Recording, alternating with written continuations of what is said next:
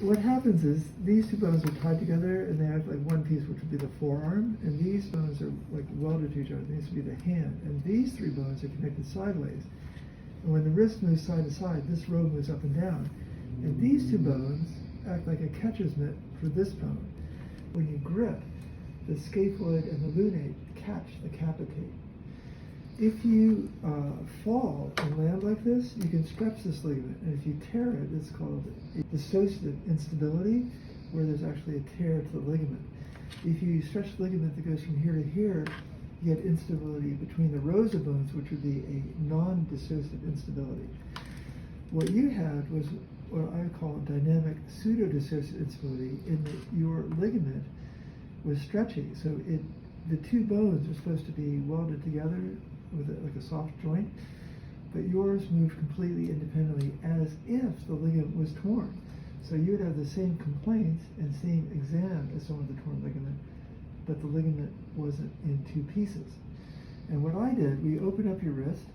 First of all, you had a tendon problem where the tendons rubbed, probably related to pulling your wrist up to make these work, and you got a tendonitis there. So we cleaned up the tendonitis, which would just ache in this general area. We open up your wrist sideways, and the synovium in the joint ballooned out like a loaf of bread, and it's supposed to be just lying in there. We cut it all out, and it just has nerve endings in it. We do it in such a way that the blood soaks and makes the secondary ligamentous restraints of your wrist thicken and tighten.